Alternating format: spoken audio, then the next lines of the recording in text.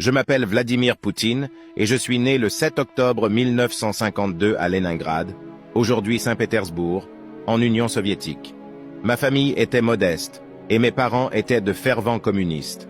Mon père, Vladimir Spiridonovitch Poutine, était un ouvrier, tandis que ma mère, Maria Ivanovna Poutine, travaillait dans une usine. Leur influence a façonné mes premières années et m'a inculqué des valeurs de travail acharné, de discipline et de loyauté envers mon pays. En grandissant, j'ai développé un intérêt pour les sports et j'ai montré des compétences prometteuses en judo.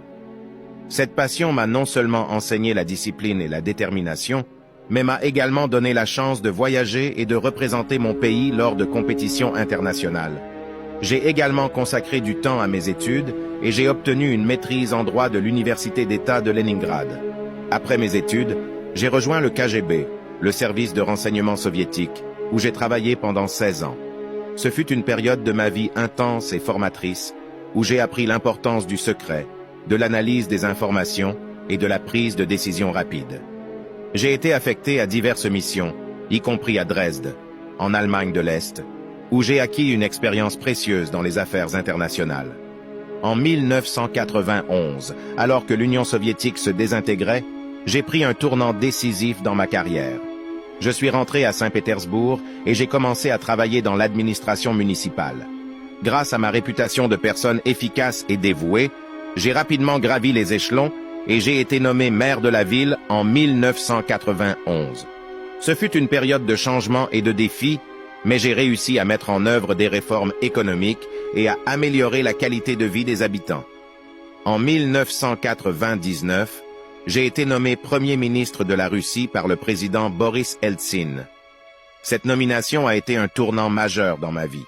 Quelques mois plus tard, Eltsine a annoncé sa démission et m'a proposé de devenir le président par intérim.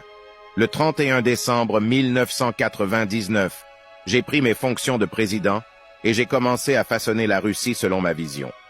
Mon mandat présidentiel a été marqué par des défis considérables. J'ai dû faire face à des problèmes économiques, à des tensions avec d'autres pays et à des troubles internes.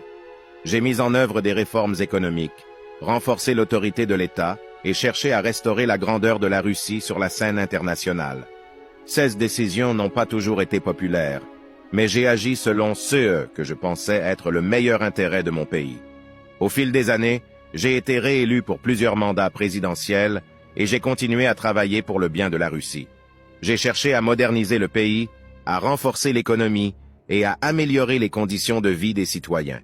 Mon leadership a été marqué parfois par la controverse et les critiques, mais j'ai toujours agi en fonction de mes convictions. En regardant en arrière sur ma vie, je suis fier des réalisations que j'ai accomplies en tant que leader de la Russie. J'ai cherché à maintenir la stabilité et la souveraineté de mon pays et à défendre les intérêts russes sur la scène mondiale. Mon objectif a toujours été de faire de la Russie une nation prospère, respectée et influente.